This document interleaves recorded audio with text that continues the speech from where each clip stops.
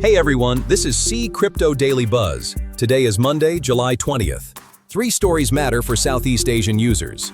Vietnam published concrete penalty rules for crypto violations. A fresh wave of DeFi exploits hit 2 protocols on 2 chains in 1 week. And the Bank of Korea confirmed Phase 2 of its central bank digital currency project. Bitcoin is around $64,700, Ether near $1,874, both flat on the day. Let us get into it. Story 1. Vietnam Decree 284, published July 16th, sets administrative penalties for crypto violations effective September 1st. Organizations providing unlicensed crypto services face fines up to 200 million Vietnamese dong, roughly $7,600.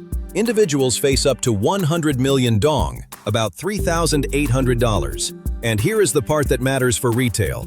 Domestic investors trading through unlicensed offshore platforms face personal fines of 30 to 50 million dong, roughly $1,150 to $1,900 per violation. This is the enforcement layer for Vietnam's third-quarter regulated pilot. For Vietnamese users trading on offshore venues without a local licensed on-ramp, September 1st is the deadline to move to pilot venues or accept direct personal fine exposure. Expect a migration wave into licensed exchanges, peer-to-peer off-ramps, and stablecoin corridors over the next 6 weeks.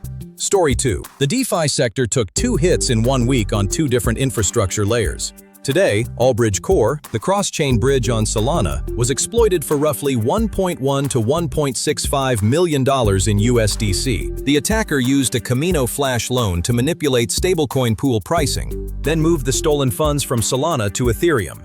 The protocol paused immediately. 5 days earlier, Ostium, a real-world asset perpetuals platform on Arbitrum, lost approximately $18 million in USDC when a compromised Oracle key was used through a price-up keep forwarder to drain positions. That loss represents about 28% of Ostium's total value locked.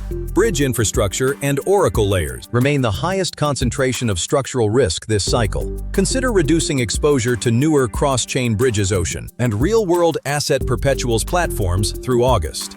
Story 3. The Bank of Korea confirmed today that Phase 2 of its Hangang central bank digital currency project will launch as early as September. Phase 1 wrapped a retail digital currency simulation earlier this year. Phase 2 expands the framework into commercial bank deposit token integration and cross-institution wholesale settlement testing. Governor Ri Chang-yong positioned the digital currency explicitly as a wholesale settlement layer, not a replacement for retail cash.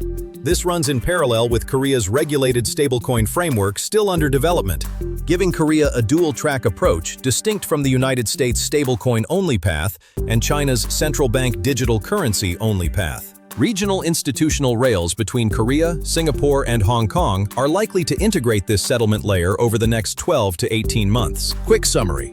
1. Vietnam Decree 284 attaches concrete fines to unlicensed crypto activity starting September 1st. 2 Allbridge and Ostium exploits highlight bridge and Oracle layer risk in DeFi. 3. Bank of Korea Hangang Phase 2 launches wholesale central bank digital currency settlement in September. This video is for information and education only and is not financial advice. All investment decisions and risks are your own responsibility. If this video was helpful, please subscribe, hit the like button, and turn on the notification bell. And if you want more chart analysis and trading insights, join our free Telegram channel. The link is in the description below. See you in the next one. Thank you for watching SEA Crypto Daily Buzz.